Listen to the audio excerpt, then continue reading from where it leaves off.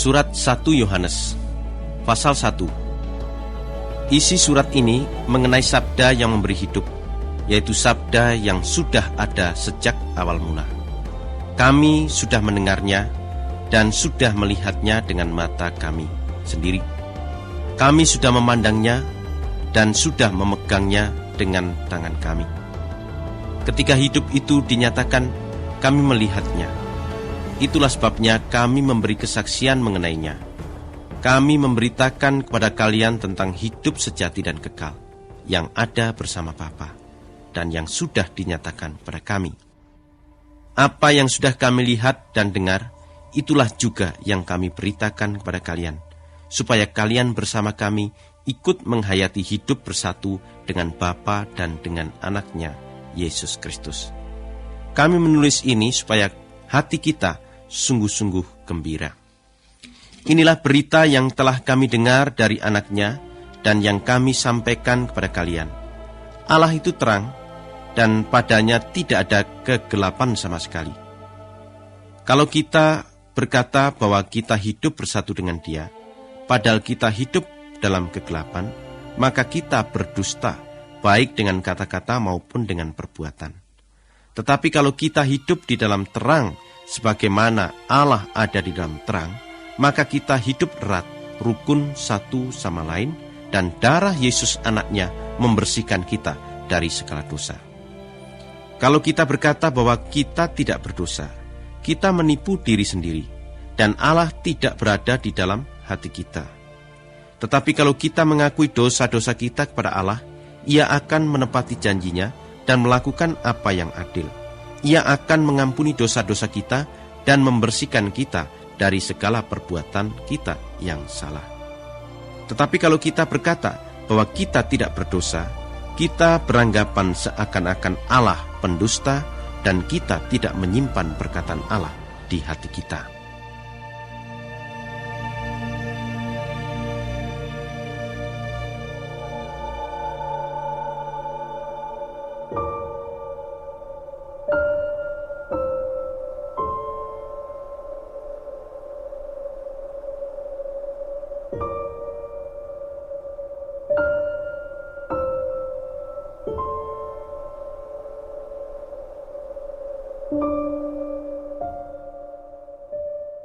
Pasal 2.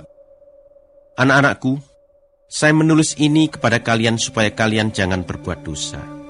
Tetapi kalau ada yang berbuat dosa, maka kita mempunyai seorang pembela, yaitu Yesus Kristus yang adil itu. Ia akan memohon untuk kita di hadapan Bapa. Dengan perantaraan Yesus Kristus itulah dosa-dosa kita diampuni. Dan bukannya dosa-dosa kita saja, melainkan dosa seluruh umat manusia juga. Kalau kita taat kepada perintah-perintah Allah, itu tandanya bahwa kita mengenal Allah. Orang yang berkata, saya mengenal Allah, tetapi tidak taat kepada perintah-perintahnya, orang itu pendusta. Dan Allah tidak berada di dalam hatinya. Tetapi orang yang taat kepada perkataan Allah, orang itu mengasihi Allah dengan sempurna. Itulah tandanya bahwa kita hidup bersatu dengan Allah. Barang siapa berkata bahwa ia hidup bersatu dengan Allah, ia harus hidup mengikuti jejak Kristus. Saudara-saudara yang tercinta, yang saya tulis ini bukanlah suatu perintah yang baru. Ini perintah lama yang sudah disampaikan kepadamu sejak kalian mulai percaya kepada Kristus, yaitu berita dari Allah yang sudah kalian dengar sebelumnya. Meskipun begitu, perintah yang saya tulis ini baru juga karena kebenarannya dapat dilihat pada diri Kristus dan pada diri kalian. Sebab kegelapan semakin lenyap dan terang yang benar sudah mulai bersinar. Orang yang berkata bahwa ia berada di dalam terang, tetapi orang itu masih membenci saudaranya, orang itu masih berada dalam kegelapan sampai sekarang. Orang yang mengasihi saudaranya hidup dalam terang, sehingga tidak ada sesuatu pun padanya yang akan menyebabkan orang lain jatuh dalam dosa. Tetapi orang yang membenci saudaranya berada dalam kegelapan. Ia berjalan dalam kegelapan dan tidak tahu kemana ia pergi. Sebab kegelapan itu membuat dia tidak bisa melihat. Saya menulis kepadamu, anak-anak, sebab dosamu sudah diampuni karena Kristus. Saya menulis kepadamu, bapak-bapak, sebab kalian mengenal Dia yang sudah ada sejak awal mula. Saya menulis kepadamu, orang-orang muda, sebab kalian sudah mengalahkan si jahat. Saya menulis kepadamu, anak-anak, sebab kalian mengenal Allah Bapa. Saya menulis kepadamu, bapak-bapak, sebab kalian mengenal sabda yang sudah ada sejak awal mula. Saya menulis kepadamu, orang-orang muda, sebab kalian kuat. Perkataan Allah ada di dalam hatimu, dan kalian sudah mengalahkan si jahat. Janganlah mencintai dunia ini, atau apa saja yang ada di dalam dunia ini. Kalau kalian mencintai dunia, kalian tidak mencintai Bapa. Segala sesuatu yang ada di dalam dunia ini, yang diinginkan oleh tabiat manusia yang berdosa, yang dilihat lalu diingini dan yang dibangga-banggakan, semuanya adalah hal-hal yang tidak berasal dari Bapa, melainkan dari dunia.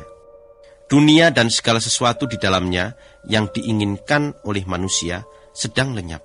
Tetapi orang yang menuruti kemauan Allah tetap hidup sampai selama-lamanya. Anak-anakku, akhir zaman sudah dekat. Sudah diberitahukan kepadamu sebelumnya bahwa musuh Kristus akan datang. Dan sekarang sudah muncul banyak orang yang memusuhi Kristus. Itu tandanya bahwa akhir zaman sudah dekat. Musuh-musuh Kristus itu adalah orang-orang yang sudah meninggalkan kita. Karena mereka sebenarnya memang bukan orang-orang kita. Kalau mereka orang-orang kita, tentu mereka tetap bersama-sama kita. Tetapi mereka meninggalkan kita supaya jelaslah bahwa tidak seorang pun dari mereka yang benar-benar termasuk golongan kita. Tetapi kalian sudah menerima Roh Allah yang dicurahkan oleh Yesus Kristus, dan itu sebabnya kamu semuanya mengenal ajaran yang benar. Jadi saya menulis ini kepadamu bukannya karena kalian tidak mengenal ajaran yang benar, tetapi malah karena kalian sudah mengenalnya, dan kalian juga tahu bahwa tidak ada dusta dalam ajaran yang benar itu. Yang berdusta adalah orang yang berkata bahwa Yesus bukannya Raja Penyelamat yang dijanjikan Allah. Orang itu musuh Kristus.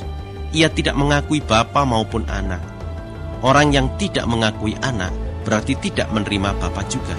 Dan orang yang mengakui Anak berarti menerima Bapa juga. Sebab itu, berita yang sudah kalian dengar sejak kalian mula-mula percaya haruslah kalian jaga baik-baik di dalam hati. Kalau berita itu kalian perhatikan baik-baik, kalian akan selalu hidup bersatu dengan Anak dan dengan Bapa.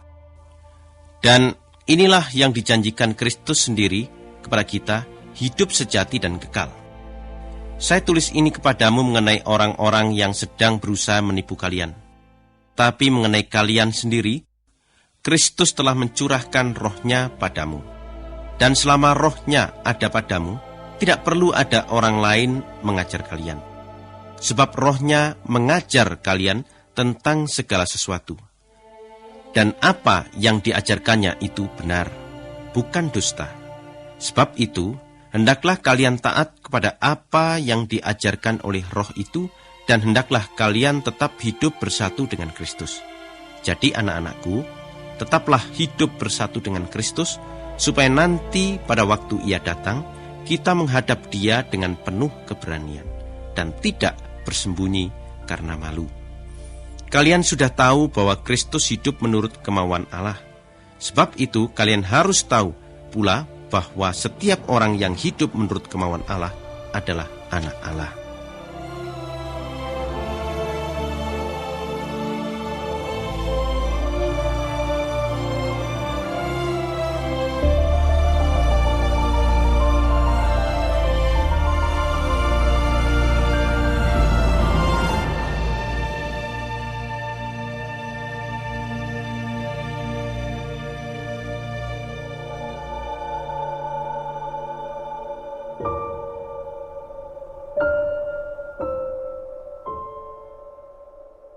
Pasal 3. Lihatlah betapa Allah mengasihi kita, sehingga kita diakui sebagai anak-anak-Nya. Dan memang kita adalah anak-anak Allah. Itulah sebabnya dunia yang jahat ini tidak mengenal kita. Sebab dunia tidak mengenal Allah. Saudara-saudara yang tercinta, kita sekarang adalah anak-anak Allah, tetapi keadaan kita nanti belum jelas. Namun kita tahu bahwa kalau Kristus datang, kita akan menjadi seperti Dia, sebab kita akan melihat Dia dalam keadaannya yang sebenarnya. Semua orang yang mempunyai harapan ini terhadap Kristus menjaga dirinya supaya sungguh-sungguh suci, bersih dari dosa sebagaimana Kristus juga suci. Orang yang berbuat dosa melanggar hukum Allah, sebab dosa adalah pelanggaran terhadap hukum Allah. Kalian tahu bahwa Kristus datang untuk menghapuskan dosa-dosa manusia, dan bahwa tidak ada dosa dalam dirinya. Semua orang yang hidup bersatu dengan Kristus tidak terus-menerus berbuat dosa. Orang yang terus-menerus berbuat dosa tidak pernah melihat Kristus atau mengenalnya. Anak-anakku, jangan membiarkan siapapun juga menyesatkan kalian. Orang yang melakukan kehendak Allah adalah anak Allah, sebagaimana Kristus adalah anak Allah. Tetapi orang yang terus-menerus berbuat dosa adalah anak iblis, sebab iblis berdosa sejak semula. Untuk inilah anak Allah datang, yaitu untuk menghancurkan pekerjaan iblis. Orang yang sudah menjadi anak Allah tidak terus-menerus berbuat dosa, sebab sifat Allah sendiri ada padanya. Dan karena Allah itu Bapanya, maka ia tidak dapat terus-menerus berbuat dosa. Inilah bedanya antara anak-anak Allah dengan anak-anak iblis. Barang siapa tidak melakukan kehendak Allah atau tidak mengasihi saudaranya, ia bukan anak Allah. Sejak semula sudah disampaikan berita ini kepadamu. Kita harus mengasihi satu sama lain. Janganlah kita seperti Kain yang menjadi anak iblis dan membunuh saudaranya sendiri. Apa sebab Kain membunuh saudaranya? Sebab hal-hal yang dilakukannya adalah salah, tetapi hal-hal yang dilakukan saudaranya adalah benar.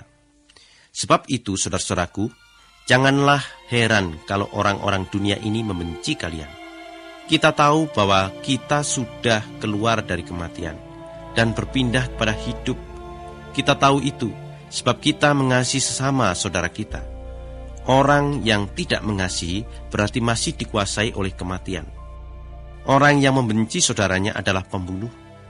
Dan kalian tahu bahwa seorang pembunuh tidak mempunyai hidup sejati dan kekal. Dengan jalan inilah kita mengetahui cara mengasihi sesama. Kristus sudah menyerahkan hidupnya untuk kita. Sebab itu, kita juga harus menyerahkan hidup kita untuk saudara-saudara kita. Kalau seorang yang berkecukupan melihat saudaranya berkekurangan, tetapi tidak mau menolong saudaranya itu, bagaimana orang itu dapat mengatakan bahwa ia mengasihi Allah? Anak-anakku, janganlah kita mengasihi hanya di mulut atau hanya dengan perkataan saja. Hendaklah kita mengasihi dengan kasih yang sejati, yang dibuktikan dengan perbuatan kita. Demikianlah caranya kita mengetahui bahwa kita tergolong anak-anak Allah yang benar, dan hati kita dapat tenang di hadapan Allah. Kita tahu bahwa kalau kita disalahkan oleh hati kita, pengetahuan Allah lebih besar dari pengetahuan hati kita, dan bahwa Ia tahu segala-galanya. Jadi saudara-saudaraku yang tercinta, kalau hati kita tidak menyalahkan kita, kita dapat menghadap Allah dengan keberanian. Dan apa yang kita minta daripadanya, kita mendapatnya karena kita taat kepada perintah-perintahnya dan melakukan apa yang menyenangkan hatinya. Yang Ia perintahkan kepada kita ialah kita harus percaya kepada anaknya, yaitu Yesus Kristus, dan kita harus saling mengasihi, seperti yang sudah diperintahkan Kristus kepada kita. Semua orang yang taat kepada perintah-perintah Allah hidup bersatu dengan Allah, dan Allah bersatu dengan mereka. Dan kita tahu bahwa Allah hidup bersatu dengan kita karena Ia sudah memberikan Roh-Nya kepada kita.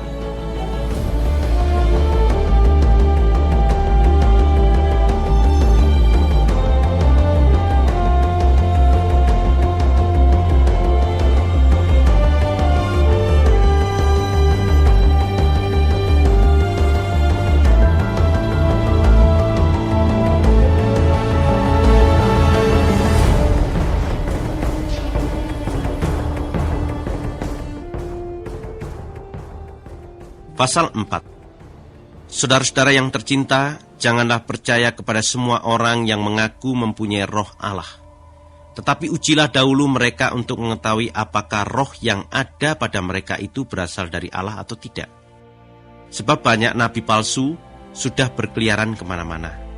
Beginilah caranya kalian tahu apakah itu roh Allah atau tidak. Orang yang mengakui bahwa Yesus Kristus datang ke dunia sebagai manusia, orang itu mempunyai roh yang datang dari Allah. Tetapi orang yang tidak mengakui hal ini mengenai Yesus tidak mempunyai roh Allah. Orang itu mempunyai roh dari musuh Kristus. Saudara sudah mendengar bahwa roh itu akan datang, dan sekarang ia sudah ada di dalam dunia ini. Tetapi anak-anakku, kalian milik Allah. Kalian sudah mengalahkan nabi-nabi palsu, sebab roh yang ada padamu lebih berkuasa daripada roh yang ada pada orang-orang milik dunia ini. Nabi-nabi palsu itu berbicara tentang hal-hal dunia, dan dunia mendengar perkataan mereka, sebab mereka milik dunia.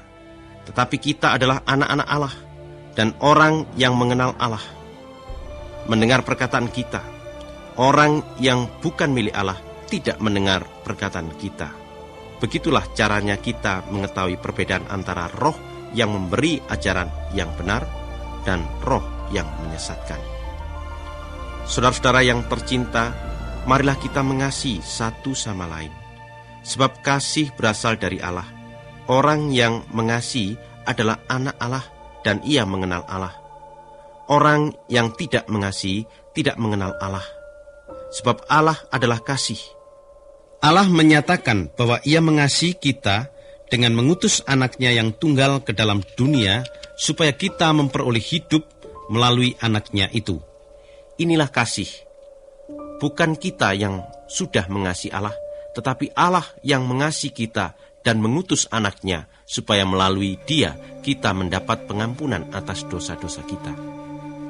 Saudara-saudara yang tercinta, kalau Allah begitu mengasihi kita pun harus mengasihi satu sama lain. Tidak ada seorang pun yang pernah melihat Allah, tetapi kalau kita saling mengasihi, Allah bersatu dengan kita dan kasih-Nya menjadi sempurna dalam diri kita. Oleh karena Allah sudah memberikan kepada kita roh-Nya, maka kita tahu bahwa kita sudah hidup bersatu dengan Allah dan Allah hidup bersatu dengan kita. Kami sendiri sudah melihat anak Allah, dan kami mengabarkan bahwa ia diutus oleh Bapa untuk menjadi Raja Penyelamat dunia ini. Barang siapa mengakui bahwa Yesus itu anak Allah, Allah hidup bersatu dengan orang itu, dan orang itu pun hidup bersatu dengan Allah. Kita sendiri tahu dan percaya akan kasih Allah kepada kita. Allah itu kasih. Orang yang hidupnya dikuasai oleh kasih, orang itu bersatu dengan Allah, dan Allah bersatu dengan dia. Kasih dijadikan sempurna dalam diri kita, agar supaya kita mempunyai keberanian pada hari pengadilan. Kita akan mempunyai keberanian sebab hidup kita di dunia ini sama seperti hidup Kristus. Orang yang menikmati kasih Allah tidak mengenal perasaan takut, sebab kasih yang sempurna melenyapkan segala perasaan takut. Jadi nyatalah bahwa orang belum menikmati kasih Allah dengan sempurna kalau orang itu takut menghadapi hari pengadilan. Kita mengasihi sebab Allah sudah terlebih dahulu mengasihi kita. Kalau seorang berkata, saya mengasihi Allah, tetapi ia tidak mengasihi saudaranya, orang itu pendusta. Sebab orang yang tidak mengasihi saudaranya, yang dilihatnya, tidak mungkin bisa mengasihi Allah yang tidak dilihatnya. Sebab itu, inilah perintah yang diberi Kristus kepada kita. Barang siapa mengasihi Allah, harus mengasihi saudaranya juga.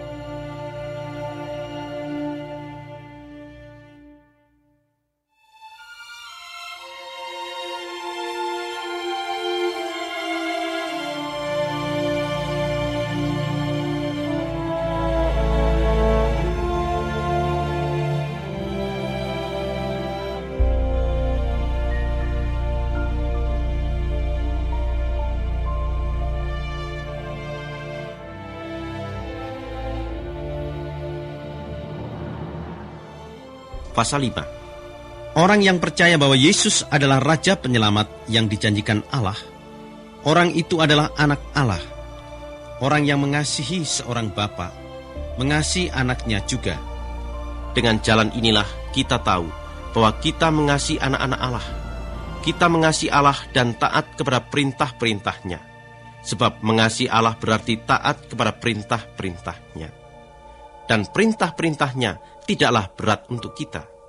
Sebab setiap anak Allah sanggup mengalahkan dunia yang jahat ini. Dan kita mengalahkan dunia dengan iman kita. Siapakah dapat mengalahkan dunia? Hanya orang yang percaya bahwa Yesus adalah anak Allah. Yesus Kristuslah yang datang ke dunia dengan air baptisannya dan dengan darah kematiannya. Ia datang bukan hanya dengan air saja, tetapi dengan air dan darah. Dan Roh Allah sendiri memberi kesaksian bahwa itu benar. Sebab Roh tidak pernah berdusta. Ada 3 saksi, Roh Allah, air, dan darah. Ketiga-tiganya memberikan kesaksian yang sama. Kita percaya kepada kesaksian manusia, tetapi kesaksian Allah lebih kuat lagi. Dan itulah kesaksian yang sudah diberikan oleh Allah tentang anaknya. Sebab itu, orang yang percaya kepada anak Allah sudah menerima kesaksian itu di dalam hatinya. Tetapi orang yang tidak mempercayai Allah sudah beranggapan seakan-akan Allah pendusta, sebab ia tidak percaya apa yang dikatakan Allah tentang anaknya. Inilah kesaksian itu. Allah sudah memberikan kepada kita hidup sejati dan kekal. Dan anaknya adalah sumber hidup itu. Orang yang mempunyai anak Allah mempunyai hidup itu. Dan orang yang tidak mempunyai Dia tidak mempunyai hidup itu. Saya menulis kepada kalian yang percaya kepada anak Allah, supaya kalian tahu bahwa kalian sudah mempunyai hidup sejati dan kekal. Dan kita berani menghadap Allah karena kita yakin Ia mengabulkan doa kita, kalau kita minta apa saja yang sesuai dengan kehendak-Nya. Karena kita tahu bahwa Ia mendengarkan kita kalau kita memohon kepada-Nya, maka kita tahu juga bahwa Ia memberikan kita apa yang kita minta daripada-Nya. Kalau kalian melihat salah seorang sesama Kristen melakukan dosa yang tidak mengakibatkan orang itu kehilangan hidup sejati dan kekal, hendaklah kalian berdoa kepada Allah, dan Allah akan memberikan hidup itu kepadanya. Ini berkenaan dengan mereka yang dosanya tidak mengakibatkan mereka kehilangan hidup itu. Tetapi ada dosa yang mengakibatkan orang kehilangan hidup itu. Tentang hal itu, saya tidak berkata bahwa kalian harus berdoa kepada Allah. Semua perbuatan yang salah adalah dosa. Tetapi ada dosa yang tidak mengakibatkan orang kehilangan hidup sejati dan kekal itu. Kita tahu bahwa semua orang yang sudah menjadi anak-anak Allah tidak terus-menerus berbuat dosa, sebab anak Allah melindunginya, dan si jahat tidak dapat berbuat apa-apa terhadapnya. Kita tahu bahwa kita milik Allah, meskipun seluruh dunia ini di bawah kekuasaan si jahat. Kita tahu bahwa anak Allah sudah datang dan sudah memberikan pengertian kepada kita, supaya kita mengenal Allah yang benar. Kita hidup bersatu dengan Allah yang benar dan hidup bersatu dengan anaknya Yesus Kristus. Inilah Allah yang benar, dan inilah hidup sejati dan kekal. Anak-anakku, jauhkanlah dirimu dari berhala-berhala.